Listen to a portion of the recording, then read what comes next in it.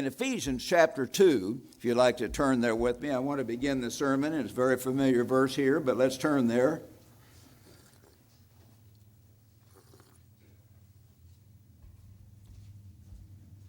In Ephesians chapter 2 and verse 1, can you all hear me all right?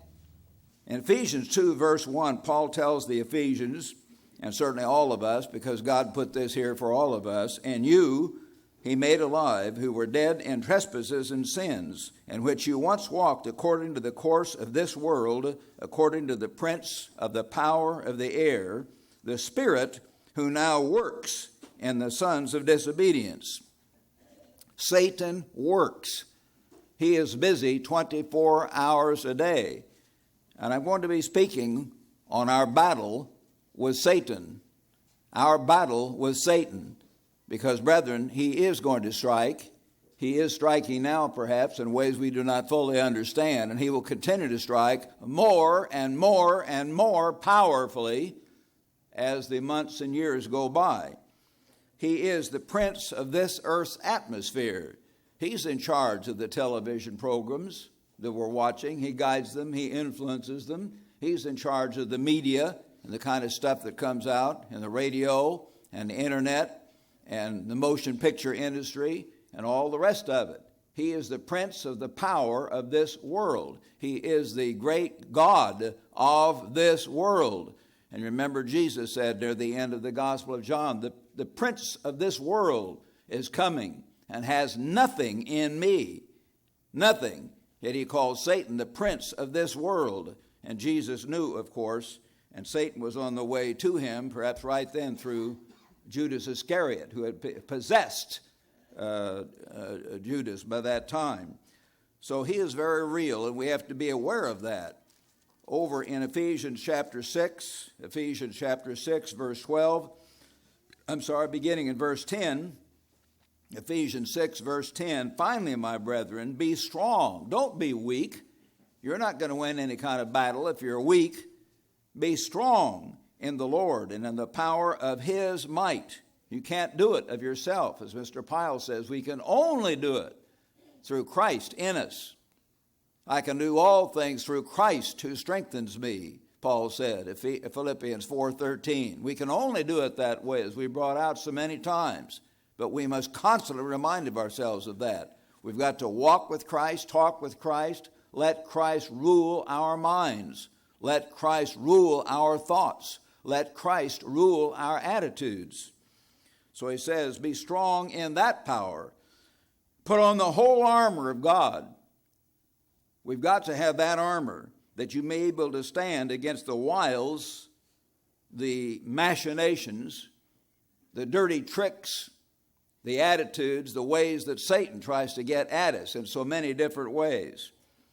The wiles of the devil. For we do not wrestle against flesh and blood. Often we think we do. I know when I felt I was being persecuted by the leadership sometimes, or the lower leadership, not Mr. Armstrong, but others in worldwide, I might have thought, well, these are these men, but then I had to realize, no, Satan is trying to destroy the church, and he did eventually destroy the church in the sense that they became a non-church of God. Worldwide Church of God is no longer a church of God at all. It is simply an apostasy, gone back into mainstream Protestantism and confusion. But the ultimate battle is not against men. And as I learned that and prayed more and more about it, I didn't need to get resentful against so-and-so and so-and-so. I could just realize they were very weak. Some of them had never been converted. One of the great big guys that was very carnal back in the 70s suddenly got sick when I got in power as the director of the ministry during the crisis of 79, and literally laid down and either was sick or pretended to be sick for months. All of a sudden, when the liberals came back into power, bang, he's right up again. He resurrected immediately in power and had a lot of energy suddenly to help destroy the church. So people like that are around. They'll kind of go underground at times, but they'll be right back there to get you later on unless they're really conquered by God. And most of us in this room are not conquered by God, as Mr. Armstrong used to say, to the extent we should be. Probably none of us are. We've got a lot to grow, a lot to go. So let's understand that. We need to pray for each other on that constantly.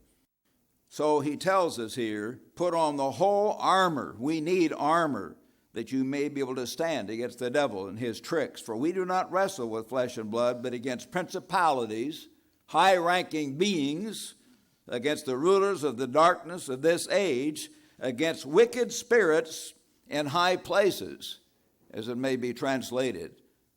And some translations have it that way. Wicked spirits. We are battling Satan, the devil, and his demons. That is our real battle. And brethren, we have to understand that more than most of us do. Some of you think, well, you just talk about when things are a problem. Like what's his name? Bill Cosby kind of had a joke about that in some of his joke records. The devil did it, I guess he says, and others. He'd say devil, but devil, like D-E-B-I-L. But the devil did it. People sometimes say things like that. Well, that can be an excuse, of course, for people who don't want to control their own problems. And we all have our own problems and our own weaknesses. But nevertheless, we are battling Satan the devil, who will influence us, take advantage of our weaknesses, guide us the wrong way, influence us, discourage us, confuse us every way he can. And our ultimate enemy is Satan the devil. We know that human nature is bad, as we say. The heart of man is, wicked above all things, or deceitful and wicked above all things. Jeremiah 17, verse 9. But as Mr. Armstrong said, that heart of man, that human nature is not normal human nature. It's human nature under the influence of Satan the devil. Because as he would go back to the Garden of Eden, Adam and Eve had basically a weak nature, but they had a neutral nature. They were not hostile against God. But so much of the people today, so much of the world actually has a hostility to God. The vast majority of human beings do. It's not active, it's not known by them, but there's a natural resentment against a God who will butt his nose into your life and tell you what to do, so to speak, if people put it in that terms, as you know. And it tells us in Romans, I'm a little off my notes here, but I'll turn to this scripture anyway since I brought it up. It's Romans 8, verse 7, a very important principle where God tells us back here about human nature. He says, because the carnal mind, the human mind we all normally have, Romans 8, verse 7, is enmity against God. That's the normal human mind, a sort of a natural resentment, a natural hostility against the real God who would tell us what to do and what not to do. And sometimes do it through his word, sometimes do it through his ministers preaching or teaching or writing. However it comes, people resent that. They get their back up about it, as we say. The carnal mind has a natural enmity against God. Why? For it is not subject to the law of God, neither indeed can be. It just doesn't want to submit to God and to God's laws and God's ways. So we have that normal human mind to fight, but of course that normal human mind, as we say today, is influenced by Satan the devil. And it has a devilish influence quite often working with it and aggravating the normal human selfishness very, very much. So we have to understand we're battling a very real force. Brethren, as we've said, God is not real to most people in the world, and that's absolutely true. Maybe God is real to the majority of you in this room and your brethren around the world who may hear this later. I hope he is. We know he's not fully real to everyone because some people in God's church just are among us and they don't really get it. But he's real perhaps to the most of us. But is Satan the devil also real to all of you? Satan the devil as a spirit personality exists, and his demons are spirit personalities, and they exist, and they are very, very real, my brethren. And there is a spiritual warfare going on. And you have to really understand that to grasp what is going on, often even in God's church, certainly in the society around us, and certainly in the world. As we've said before, the leadership in Europe of the nations is basically normal. Carnal, we know that. They're not converted men as we understand conversion, but basically decent or well-meaning men as a whole. That's going to change. but it will not be perceived by the world. But we in God's church, at a point in time, as new leaders come in, probably within the next 10 years or less, probably less, as they come into power in the next 6 to 9 years, we will sense a different spirit among those leaders. And there will be a sort of a gleam in their eye. I remember one guy I used to know in the work way back in the 50s and had lunch with him and knew him fairly well, had lunch with him, just him and me a number of times. And one of the few things we had in common beside a general interest in world affairs was Rocky Road ice cream. And we both enjoyed Rocky Road ice cream. But very smart guy. But he suddenly later on, after one guy failed, and another guy failed, and another guy failed to take over the work, trying to overthrow Mr. Armstrong. He thought, I'm in the best position. And he tried to take over the work, and I could see suddenly a gleam in his eye.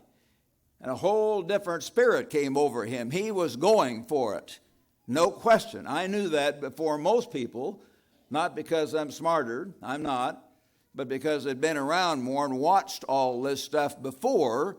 And because although I had many other weaknesses in my intelligence and understanding, I always was fairly good at picking up on attitudes and situations among people. And I sensed that and knew that. No question about it. It happened. But these leaders in Europe are going to get the gleam in their eye.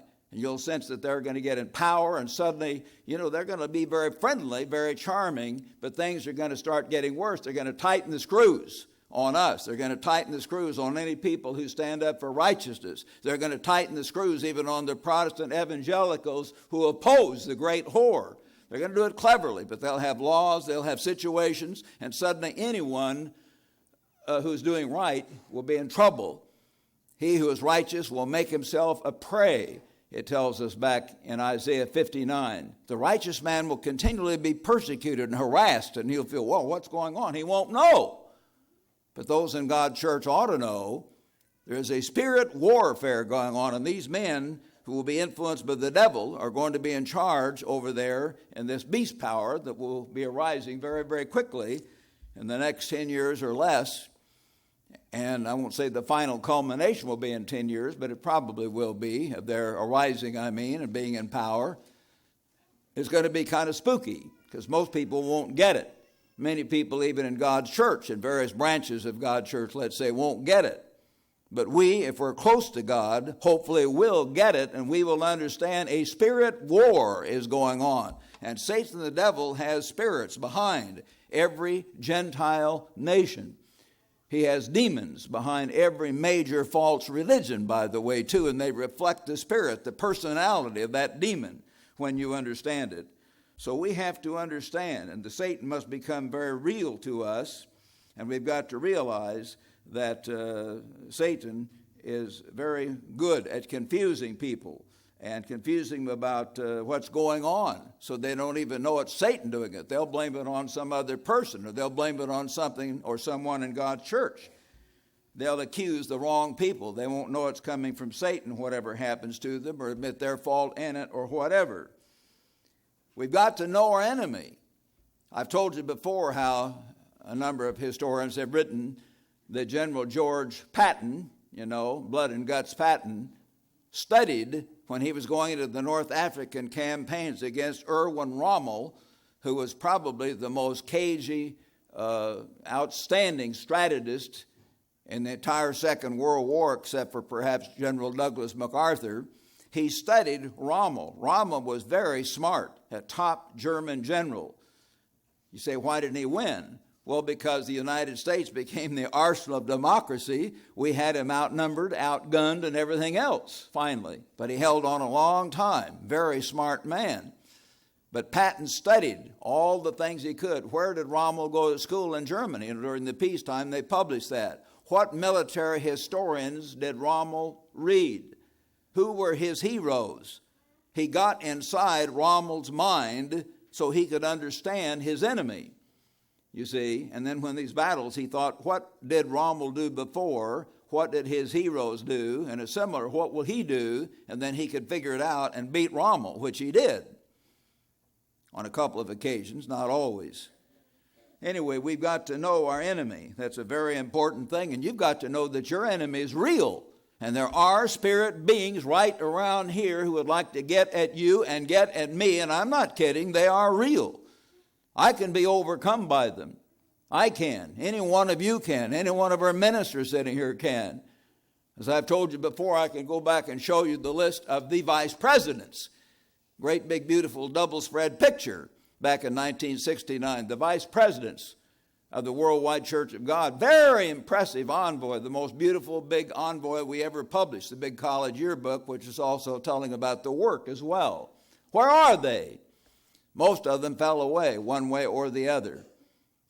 I don't need to go into details. Most of them, evangelists, leading men of God, helping Mr. Armstrong at that time, falling away, getting confused, getting disoriented, getting bitter. It can happen to anyone, whether you're an evangelist, pastor, elder, it doesn't make any difference. Satan, the devil, is powerful, and we've got to realize that.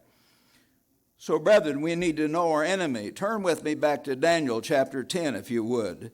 Daniel chapter 10, and I'm going to begin reading here in Daniel 10 and verse 10. Easy to remember, 10:10.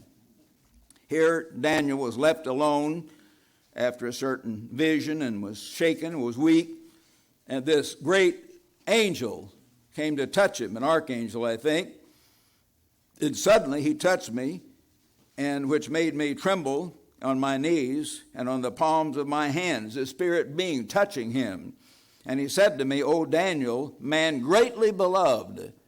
And brethren, even in the darkest hour, if you are really serving God and crying out to God, God knows your heart. And you will be greatly beloved of our Father in heaven, and he will help us through the things that are going on. But Daniel was especially faithful and loyal and courageous, and he was a man greatly beloved. Understand the words that I speak to you and stand upright, for I have been sent to speak to you. And Daniel then stood trembling. And then he said, do not fear, Daniel, for from the first day that you set your heart to understand, it had been some time, and Daniel thought, I prayed and prayed and nothing happened. Apparently nothing did happen, and he could have got discouraged. He didn't. He didn't turn aside at least, but here's this angel came and encouraged him. He said, it's not too late. From the very first time you begin to understand, and you set your heart to understand and to humble yourself. Now that's another very, very key thing that God looks at and that we have to bear in mind when we're fighting the devil. If we think we're important, if we think that we're strong, that is perhaps one of our greatest weaknesses at that point. As I read you a few weeks ago from 1 Corinthians 10:13, 1 Corinthians 10:13, he who thinks he stands, take heed lest he fall, God tells us. So he said, and to humble yourself before your God, your words were heard. God heard your prayer right away, and I've come because of your words, because of Daniel's heartfelt prayer and just pouring out his heart to God over and over. And you can see how Daniel did that kind of thing back in Daniel 9, the first few verses. But the prince of the kingdom of Persia, who was this prince? We don't read about him in world history. This was a prince that's never mentioned in world history. He was the spirit being behind the king of Persia. The spirit, the demon, who was guiding that nation overall. A very real being, and God knows about it, and God talks about him. The prince of the kingdom of Persia withstood me 21 days. They actually had a spirit war going on here. This demon was able to block him off, and I guess God permitted that for whatever reason, for 3 weeks. And behold, Michael, one of the chief princes, here came the super archangel, the cherub, to help him. For I had been left alone there with the kings of Persia. Now I have come to make you understand what will happen to your people in the latter days. For the vision refers to many days to come.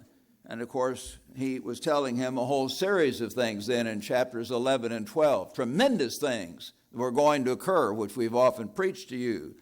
Then down in verse 18, again one came to him in the likeness of a man, because not demons, but angels appear as a man, usually a young man, touched me and greatly strengthened me. And he said, O man, greatly beloved. This is repeated 3 times, I've noticed, in this long passage in Daniel. I haven't read the 3rd time, but 3 different times God tells Daniel he's greatly beloved. That must have been very encouraging to him. Fear not, he says, peace be to you. Be strong, yes, be strong. So when he spoke to me, I was strengthened and said, let my Lord speak, for you have strengthened me. By the way, I stumble here a little bit at times, more than I used to. I need a new set of glasses, and as I get older, I better get brighter lights and everything else. But so it's not that I can't read, but I have a problem I didn't used to have when I was younger, so you'll understand that. I've kept telling Monica and Steve Stifler and the other people around, and Tom Turner and others in the office, I said, you've got to learn to avoid one thing. What's that? Old age. You've got to avoid it. It's bad business.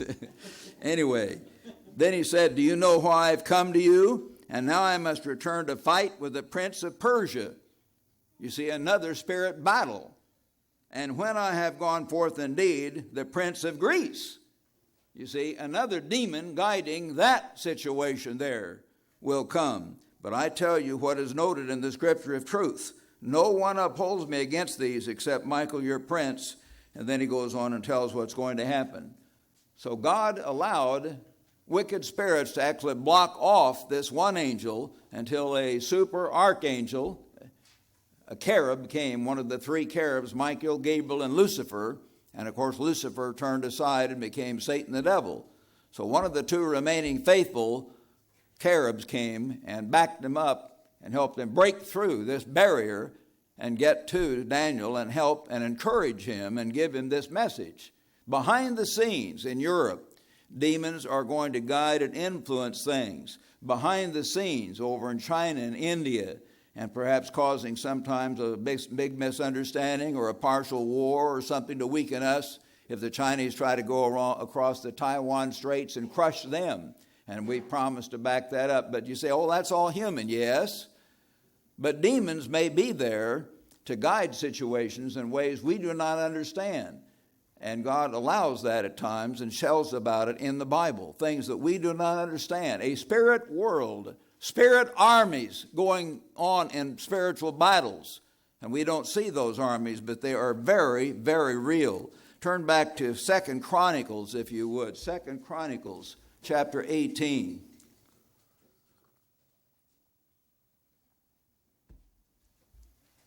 Here we find that Jehoshaphat, the righteous king of Judah, was going to help Ahab, verse 3, this wicked king of Israel. As you know, you read about him as one of the most wicked kings.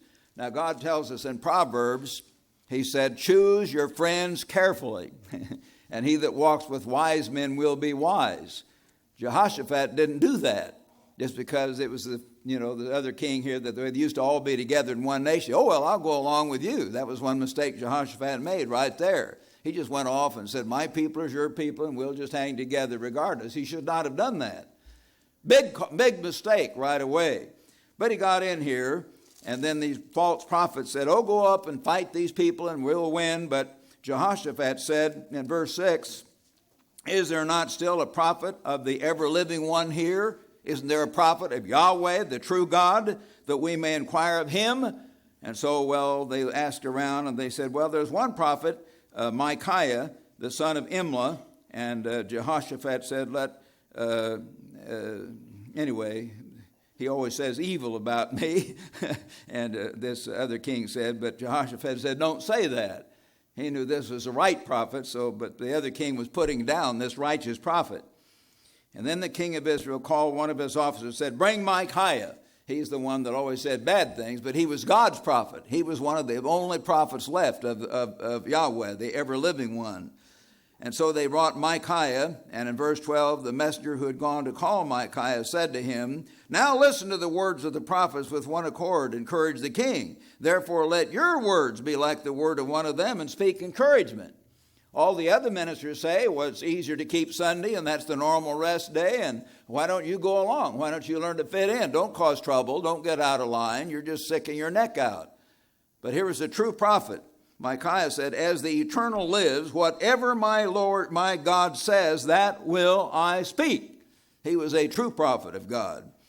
So he came to the king, and they asked him then, what's going to happen in this warfare if we go up to fight these people? And then he first kind of sarcastically said, well, you'll win, but obviously said it in a sarcastic tone because Jehoshaphat sensed that. It says, well, what's really going to happen? And then Micaiah said, verse 18, therefore hear the word of the Lord. I saw the ever-living one sitting on his throne. Here's God sitting on his throne, and all the host of heaven standing on his right hand and his left. And the Eternal said, who will persuade Ahab, see this wicked king of Israel, the 10 tribes had rebelled and gone away from God, and Jehoshaphat and most of the people of Judah were still remaining faithful to God at that time.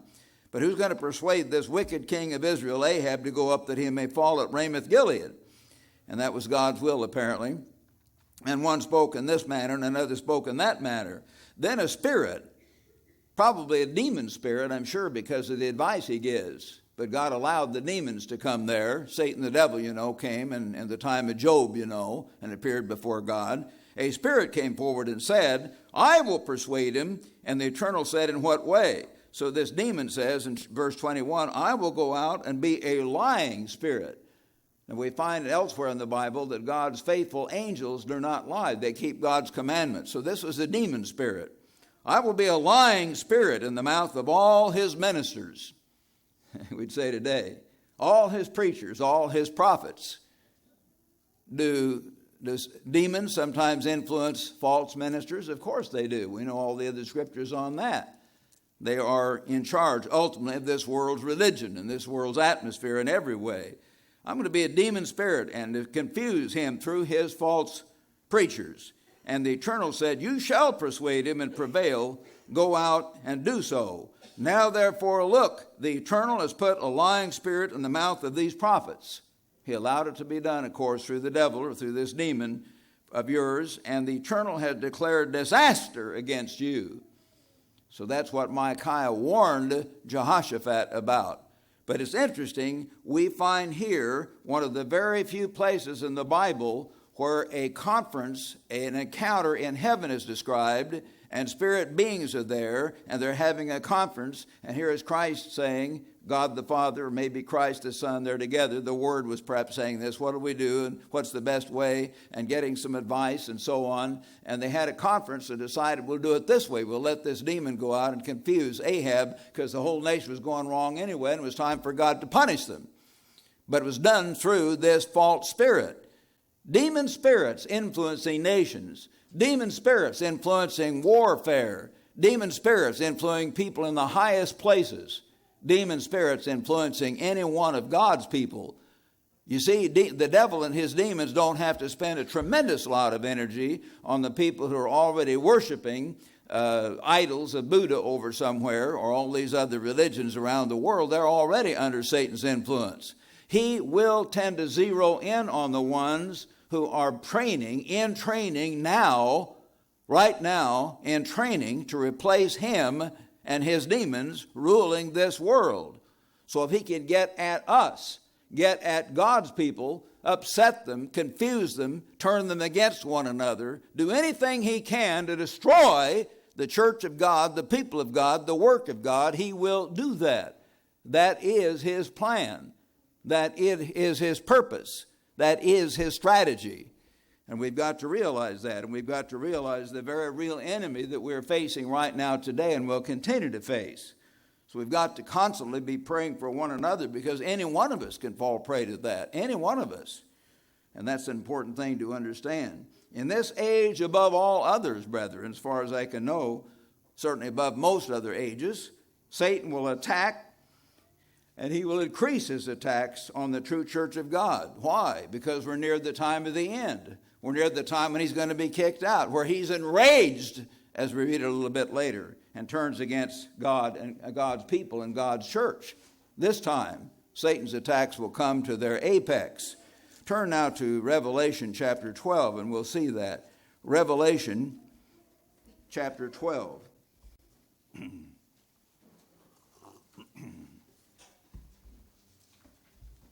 Here, John, under inspiration, tells us of some other tremendous things that have happened and are going to happen.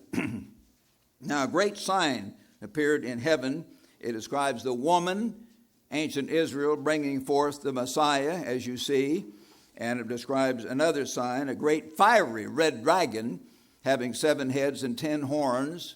So here's the devil behind this false system that God describes back in Daniel 2 and 4 and 7.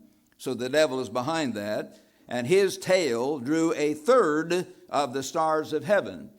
We've explained the details of that to you many times. Stars are used as a symbol of angels, as you read in chapter 1 of Revelation.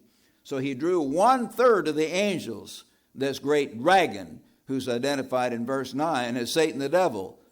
And it's amazing. You had Michael, Gabriel, and Lucifer, who are mentioned as the 3 cherubs, or 3 super archangels, we could say. And it says he drew 1/3. So apparently, we can't prove it mathematically, but the indication is that Satan drew the entire 1/3, or at least the vast majority of his entire contingent of angels. He is very persuasive. Those angels certainly should have known better.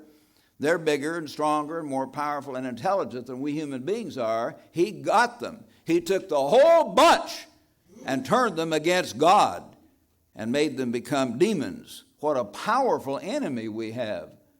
We have to understand that. So he drew 1/3 of these stars of heaven, threw them to the earth, and the dragon stood before the woman, ancient Israel as it was then, the church in the wilderness, as Christ calls it through Stephen in Acts 7:38. The ancient Israel was the church in the wilderness that brought forth the Messiah. And the woman was ready to give birth, to devour her child as soon as it was born. We know the story on that. Satan tried to destroy Christ. Herod tried to tell the wise men, after you find out where the Messiah, come and tell me and I'll come and worship him. He wanted to go and kill him.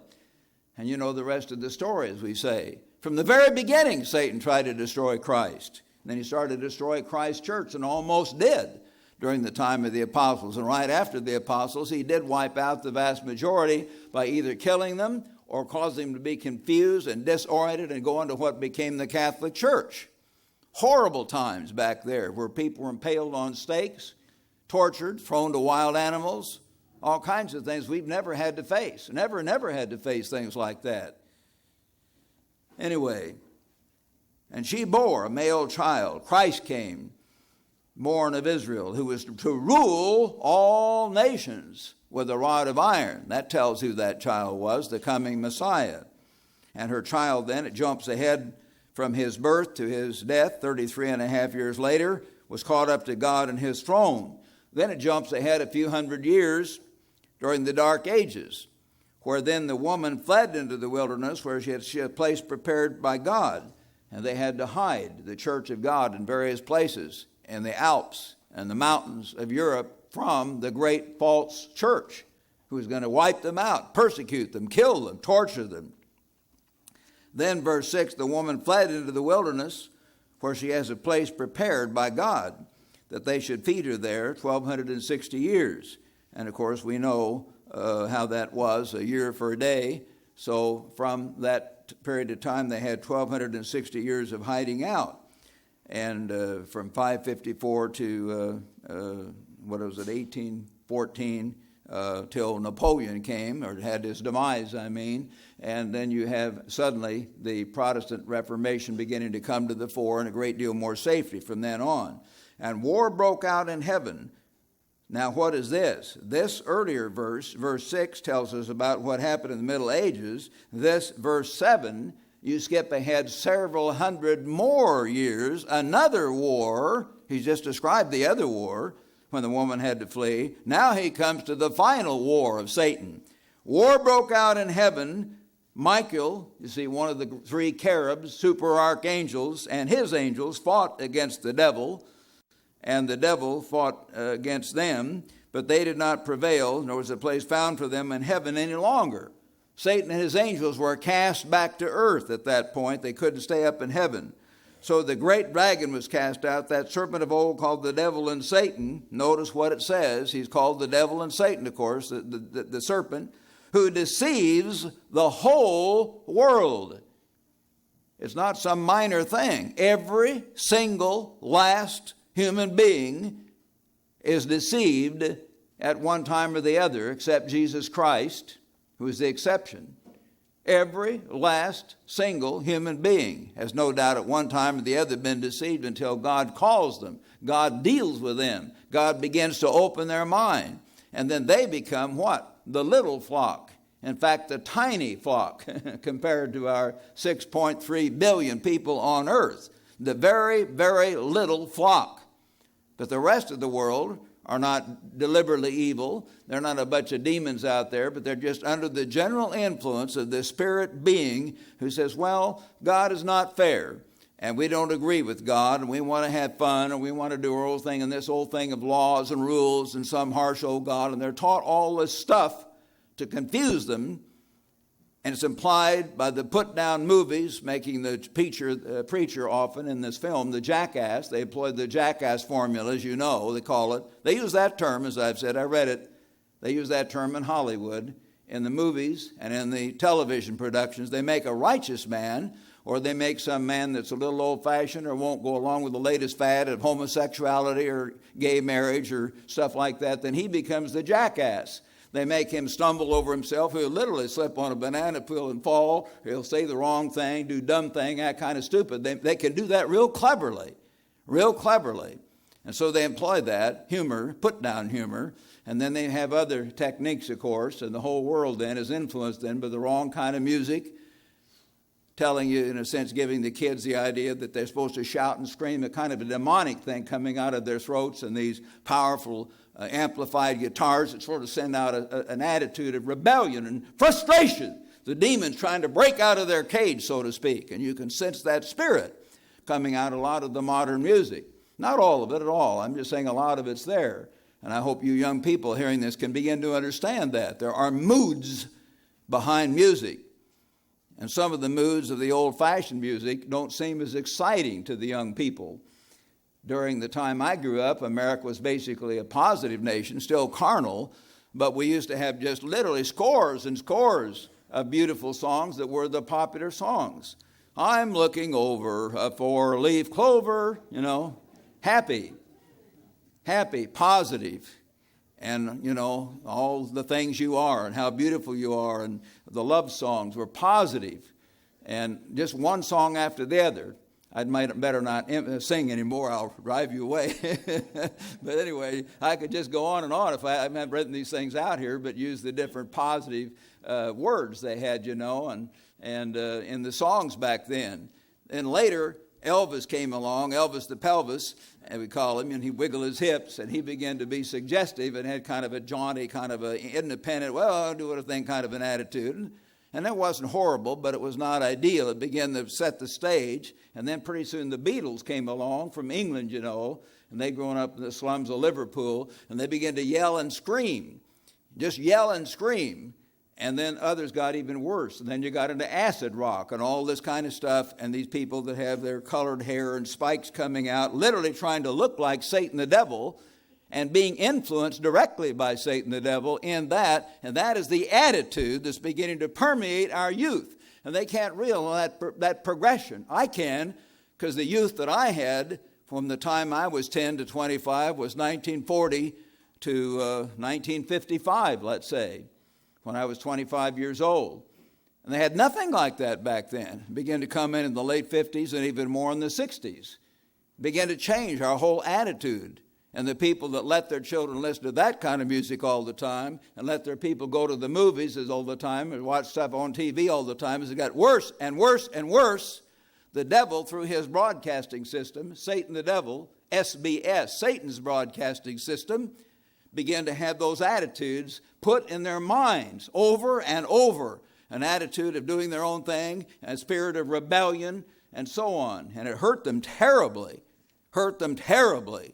And a lot of you know that if you have children or grandchildren and have seen it. You know that some of your friends and some of your relatives and people that you know have had their children get into excess alcohol and drugs. And so many have been in jail. And so many have just got all mixed up in their minds and had horrible things happen to them, even though their parents didn't teach them that at all. Their parents said, well, I was in the church and I lived a right life. And yes, they tried. But, you know, I can partly agree. I don't agree with Hillary very much, but I can partly agree with Hillary. She said it takes a village to raise a child. Of course, she went beyond that. Her thing would be have the government raise your child. But it does have a tremendous impact, and it is a tremendous, tremendous help to have the whole society basically clean. That is when I grew up, marching us in when I was a little 6, 7, 8, 12, 10-year-old kid into West Central grade school. And you start out the day maybe with a short prayer by the teacher, and you recite the Pledge of the Allegiance and salute the flag and that kind of stuff, you know, kind of a clean atmosphere all through the day and this kind of thing. And they don't have that in most schools today. That's outlaw. That's wrong. And our heroes are being made fun of and being torn down. Anyone who's good and right and decent, the media tries to tear them to pieces. And the young people can't fully grasp that. Satan, the devil, and his demons resent that. They're trying to destroy God's nation, Israel. They know who we are, Satan and his demons, and they're going to destroy God's spiritual Israel if they can, most of all, God's church, and get us and destroy us. So we have to realize the enemy we have. So Satan and his demons were deceiving the whole world, and he was cast to the earth, and his angels were cast out with him. Cast out from what? A war in heaven. When did that war take place? One of the other leaders of a sect, I guess, calls himself the Church of God. I greatly disagree with him. He said it happened. I went to, was it 2-4 years ago or something, remember, if you read his stuff, and it has not happened yet. I'm just telling you that it has not happened yet. When it does happen, we're going to see suddenly these people in Europe come up with all these terrible things, and the things are going to speed up, and we will have a lot of demonism more than we have now, believe me. But that war in heaven will probably take place within the next 5 to 10 years. That's my prediction. And you'll see a big change come over the world at that time. But the world won't get it. The young people won't get it. They won't know what's going on. But God's people should get it. So the demons were cast back down, or will be, when that war takes place, and they try to fight God directly. They hate God, Satan and his demons. Then I heard a loud voice in heaven saying, now salvation, strength, the kingdom of our God, and the power of his Christ has come. Woe to the have come, for the accuser of our brethren has been cast down.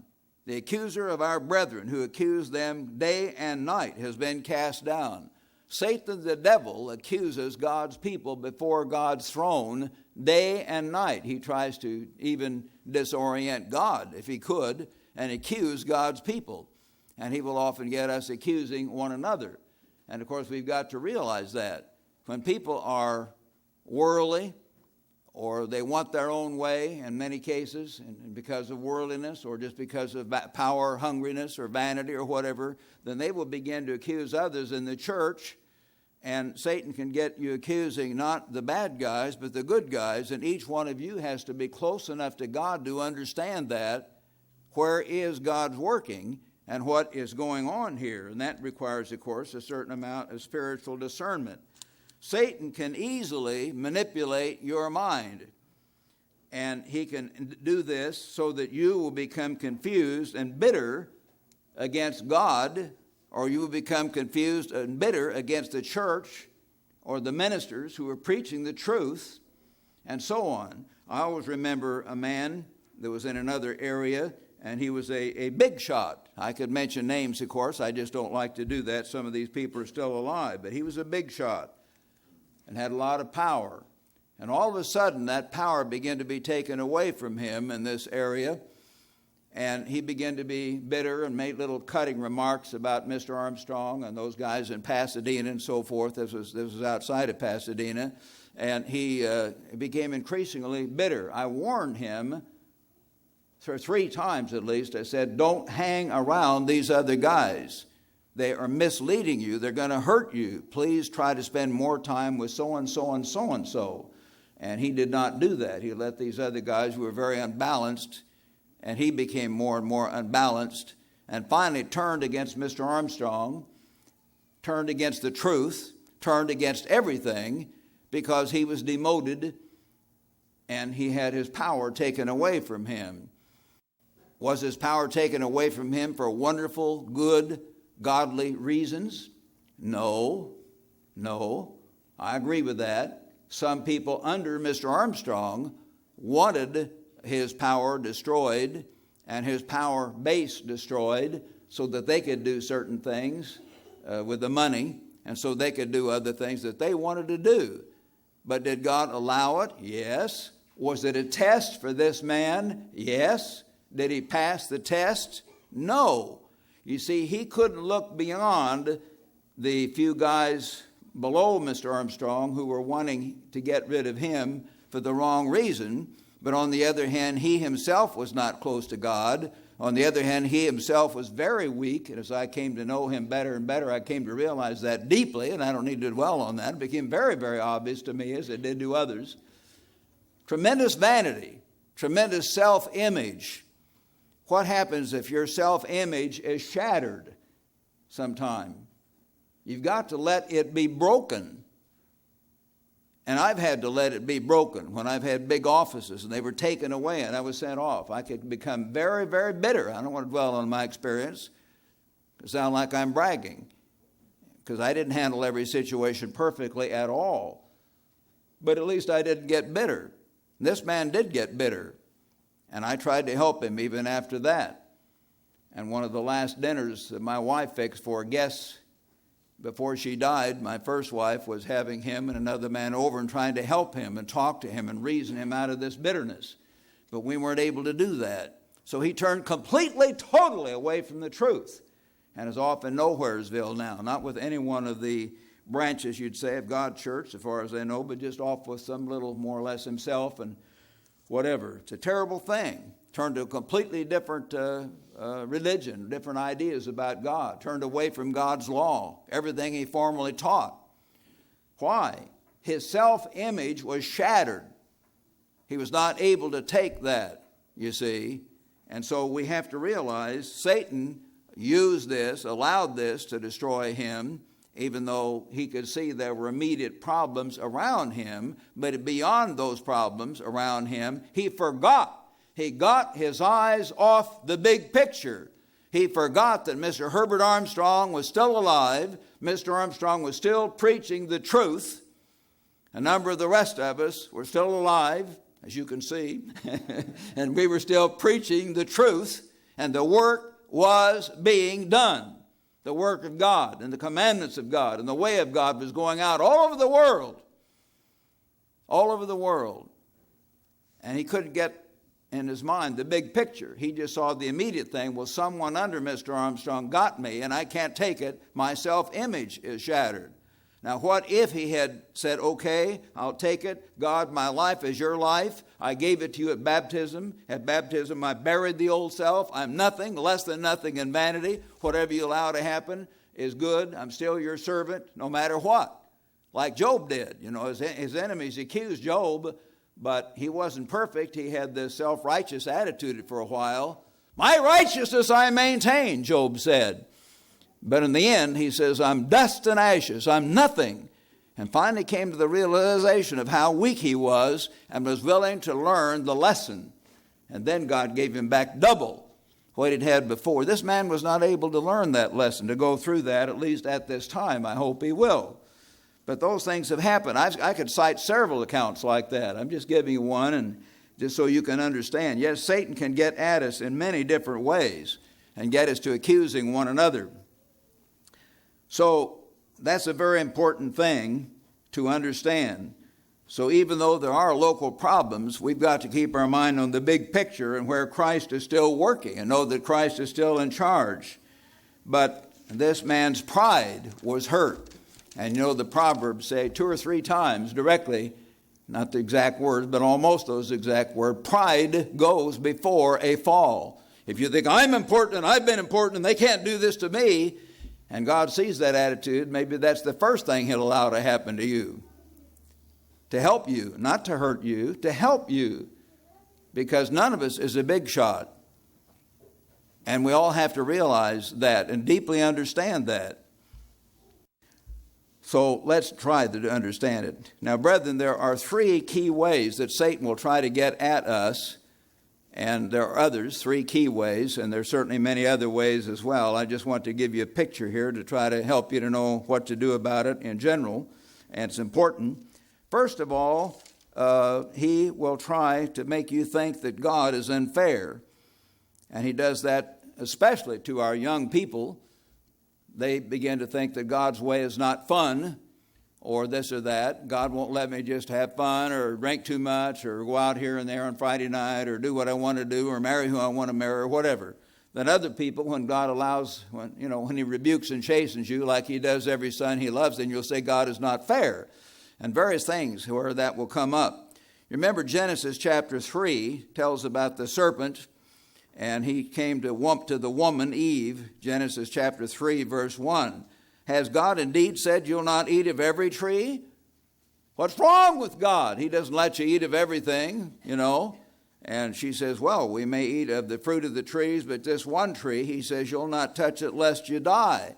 And the serpent said, you'll not die. God knows in a day you eat of it, your eyes will be opened, and you will be like God, knowing good and evil. You'll understand everything. And what's the clear implication? God is not fair. He's not fair. He's not letting you eat this wonderful tree to understand all this stuff, and you can't go ahead and try out sex before you're married, and you can't go ahead and maybe try drugs and see how your mind is blown. You think, well, I'm different. I can try heroin and it won't blow my mind. And you try it, and they say you even try one of those things, and sometimes you're hooked from that moment on. It may take you the rest of your life to get over it. You may never get over it. Literally damages the brain cells and turns your mind into mush, so to speak, for a while. But think, I've got to try it out. I've got to have fun. I've got to see what it's like. I've got to get drunk to see what it's like. I've got to go in the world and see what it's like. No, you don't. You don't have to learn the hard way. You could learn the better way if you're willing. God is not unfair. He gives us laws that are good. He wants us to have the abundant life, Jesus said. John 10, verse 10, I'm come that they may have life and have it abundantly. And many of us in God's church have trials and tests and faults, so it's not totally abundant in every aspect. But I can just tell you, in spite of the things I've told you about, being sent into exile in England, being sent into exile in Hawaii, being sent into exile in Glendora, where I was allowed to preach or even open in prayer for about 3 years, and all the rest of it after being the third man in the work of God, that was really hurtful. Man, I didn't like that. Man, I started to gnash my teeth, and I could picture myself, literally sometimes, getting back at so-and-so, and just, better not say it, but I thought thoughts many, many times. Then I would say, Rod, what's wrong with you? I always remembered Mr. Armstrong's statements, because I did look on him as a father figure in the right way. I've never worshiped him. I knew his faults, probably better than most of you here, better than maybe any of you here. But I knew he was God's servant, and I came as a 19-year-old kid and learned a whole way of life from him. And I thought, no, he's still there. He's been confused as he gets older. Certain people are taking advantage of him, but the work is still being done. And I've got to not get bitter at anybody or against God's work. And I've got to humble myself and try to learn whatever lesson God wants me to learn in this situation. Did I do that perfectly? No. But basically I tried, and God helped me. And I'm still here. But anyway, you can easily get bitter against God or against his servants, and you can think God is unfair. The ministry is unfair. The church is unfair. I don't get my own way. If you get your mind off the big picture. The second key way that God can get, or the devil can get at you, is through your worldly lusts and weaknesses. And I think that you all know that, but just giving you a couple of key scriptures to think about in this regard. Turn to James, if you would, the book of James, near the end of your New Testament, of course. And I'm going to turn to James chapter 1, James chapter 1, and beginning in verse 12. Blessed is the man who endures temptation. All of us go through trials and tests. For when he has been proved, you have to prove to God that you will hang on no matter what. He will receive the crown of life, as Mr. Pyle brought out in his very fine sermonette.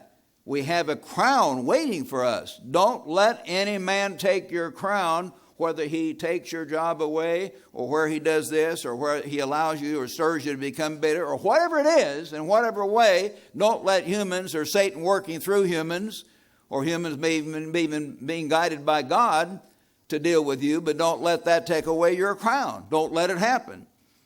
You're going to receive a crown of life if you make the test, pass the test, the crown which the Lord has promised to those who love him. Let no one say when he's tempted, I'm tempted by God. God doesn't tempt you. He's not trying to get you. He loves you. He sent his son to die for you. He wants you to be in his family. He wants you to be in his kingdom, to bear his name forever. That's why he put you here. That's why he gave you life and breath. Don't say I'm tempted by God, for God cannot be tempted by evil, nor does he tempt anyone. But each one is drawn or is tempted when he's drawn away of his own lusts and enticed.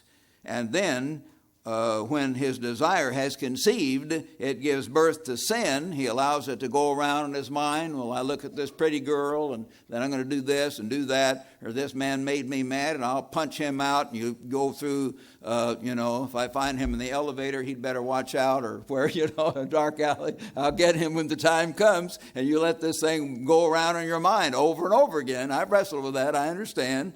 But you let those things come along and entertain those wrong thoughts. When the desire has conceived, it gives birth to sin, and sin, when it is full grown, brings forth death. Do not be deceived, my beloved brethren. Every good gift and every perfect gift is from above. God gives good things, and we want to honor God. But he allows Satan to tempt us. He allows things to happen to help us, to teach us lessons for all eternity, if we're willing to learn those lessons.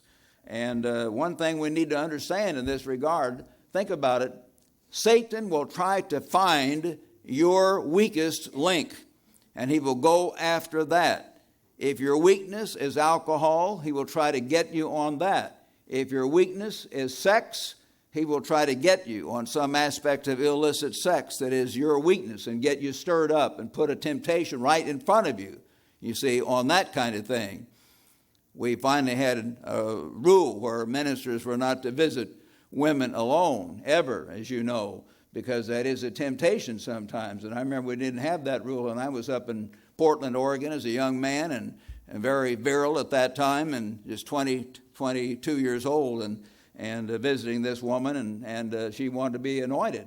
And I came to anoint her, and her husband wasn't there, or they were separated, I think, and she had on her house coat, and I felt, well, I don't know, but he said, oh, just come and anoint me, I'm so sick. And so, okay, and so she got me back with the bed. She said, I just want to kneel down here. Like a dumb ox, I followed her back, and then after I anointed her, we'd been down, and she got up, and she started to fall open in front.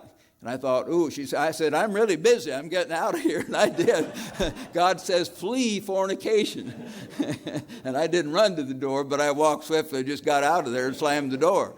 But, you have those things come right at you. And Satan knew I was alone. He knew I was vulnerable. He knew I was, frustrated up there. I'd been with all these fellows and girls at Ambassador, and all of a sudden I was alone up there and lonesome, and eating wheat germ, and everything else. So he put some things before me, and I had to fight that, of course. And luckily I never succumbed to that, although I certainly made other mistakes in my life.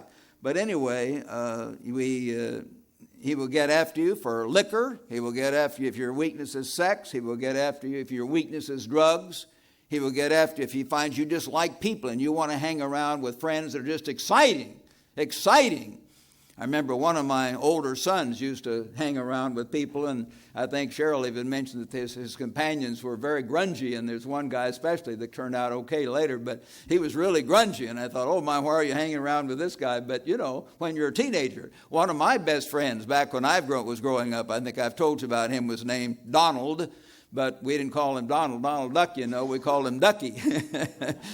And Ducky became an alcoholic, and I think he had 4 marriages before he died, and I was the only one to go see Ducky before he died because he had cancer, throat cancer of his excess smoking, but he'd become an alcoholic and smoked and everything. But anyway, I loved him. He was exciting. Let's go do this. Let's go do that. Well, I had to finally break off from Ducky, and which I did. God actually helped me. He sent me to Ambassador College, and Ducky was 1,500 miles away. But at any rate, you have to be careful of the kind of friends. Proverbs says, choose your friends carefully. Satan can get at you through the wrong friends. He can get at you through television. A lot of people say, oh, it's not that bad. Well, if you could compare the thoughts that Jesus thought and the attitudes that Jesus had and the things that he allowed himself to see. Remember, King David said, I will put no evil thing before my eyes. And we in America put hundreds of hours of murder, illicit sex, kind of watering down stuff where they're implying fornication, and it fades out. Maybe you don't see the one that shows the whole thing, although some of them do almost today. And you just go on and on. These attitudes of sort of put down against true religion, put down against righteousness, just spews. Satan is vomiting that right out of the boob tube. You sit there and, is it interesting? Of course it's interesting. I'm human. I'm not some angel.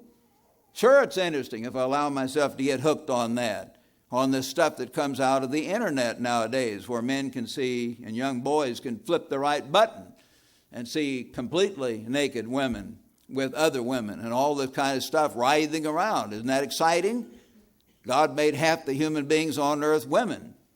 Half of them are men. Once you figure that all out, you think, okay, we can live with that. We don't have to just dwell on it in a wrong way. But a lot of young boys, that they think they've discovered something new. You know, Adam discovered Eve in the Garden of Eden. Something new. And they just dwell on that in a perverted manner.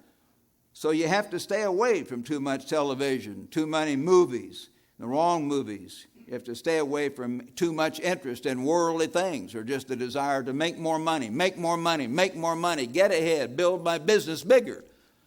You know, they asked Bunker Hunt back when he and his brother controlled the silver market, or almost ready to, back in 1978 and 9 and early 80. They were billionaires.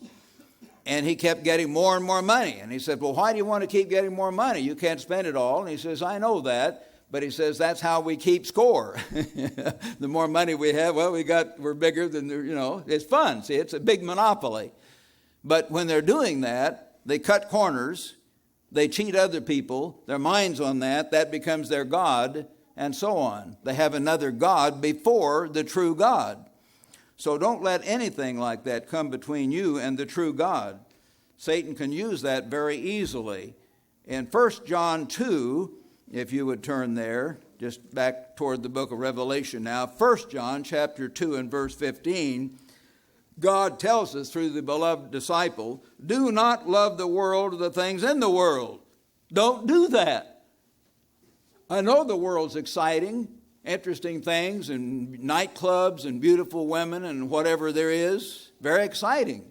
It's all right to see the physical earth. We know that, the mountains and things God has created, but this exciting scene that man has created under the devil's influence. If anyone loves the world, and remember the word world here is cosmos, doesn't mean the physical earth, it means the society, the kind of motion pictures and the kind of music and these rock concerts and the whole scene. It's exciting. Of course it is. Some will be watching the Super Bowl tomorrow night. I might watch part of it. It's not totally evil, but I don't usually watch the whole thing. But there'll be some stuff, and especially in the halftime show, even football is not ideal. I used to play it. I love it. It was my favorite sport, even though I was pretty small. Our big Kaminsky coach Russ Kaminsky called us the Tiny Tots. And we did have one of the smallest teams he'd ever coached, but we won most of the time. because Roy Beavers, our halfback, was the fastest white man. We had separate schools back then, as our blacks will remember, but he was the fastest white man in the state of Missouri. 3 years in a row, he won the Class A high school 100-yard dash and the 220 at the state meet. Bang! And we'd spring Roy loose, and he'd go for the goal, and so we would win. But at any rate, we go bang, bang. Every afternoon I'd come home from blocking practice. Your hand would be all scarred where you'd been stomped on by the cleats, and you're down here butting heads. Some of the big professional players literally get punched drunk. You've had articles on that. You've seen them. Just like boxers, they get hit, crashing against each other's head. That's not exactly the most enlightening thing to do, the most Christian thing to do. But you watch that, and then during the halftime show, Janet Jackson decides to show that she is a female. And isn't that exciting? You don't know what they'll have this time, I don't know. But they get all these women gyrating around and kicking up and showing their legs and their bodies, the cheerleaders. And so the world seems exciting. If anyone loves the world, the love of the Father is not in him. For all that is in the world, the lust of the flesh. You see, it's all right to have fun in the right way, but not to just dwell on it and not to lust, to have wrong thoughts about it. The lust of the eyes and the pride of life is not of the Father, but is of the world. And the world is passing away, and the lust of it. But he who does the will of God abides forever. This society is goner. It is soon going to be gone, young people especially, because you young people are most influenced thinking the world's your big apple is exciting. There have been naked women, fornication, adultery, wild dancing, wild music ever since before the flood. Not something new. They just have a better way of getting it out now through radio and television, influencing more people the wrong way. All under the influence of Satan the devil. Get out of it. Stay away from it. Flee it. Flee fornication. Flee that stuff. So you have to understand. Then the third area, the third key area in which Satan will try to overcome you is your own vanity and the desire that you want to be noticed, you want to be important, you want to have power, you want to be rich. This image that you create of yourself, you see, as Mr. Armstrong said, that image has to be shattered sooner or later. And all of us have that image of ourselves at one time or the other, and some of us carry various parts of it from time to time, even after we're converted. We're not perfect. We have to keep crushing part of that image in our own minds. So you have to remember that each of us has that. Turn back to Isaiah chapter 14. In Isaiah chapter 14, you find the originator of this whole attitude. Isaiah 14, verse 12, "How are you fallen from heaven, O Lucifer, son of the morning? How you're cut down to the ground, who weakened the nations. You've said in your heart, I will ascend to heaven. I will exalt my throne above the stars of God. I want to be a big shot. I will sit on the mount of the congregation on the sides of the north. I will ascend above the heights of the clouds. I will be like the Most High. I'm going to be the biggest, the strongest, the most important. I'm going to be a big shot." That was his attitude. He puts that attitude in various ways. The women want to show off. They want to be the prettiest. The men want to be the strongest or the richest or the whatever, have the most power of their job or their title. I will be like the Most High, yet you will be brought down to Sheol, to the lowest depths of the pit, God says. That attitude comes right straight from Satan the devil. All of us have had it. I have had it. You have had it. So we have to fight that attitude every day of our lives to say, I am a bond slave of Jesus Christ. He bought and paid for me. He bought and paid for me. I am His. If He wants me to be down here, that's fine. If He wants me to be up here, I want to use my time and my talents the best way I can. And if He puts me down for a while or puts me off for a while, He'll bring me back. I will be brought back from Hawaii. We haven't sent any of you to Hawaii yet. But I will, but it will work out in the end. And it does. I can tell you that.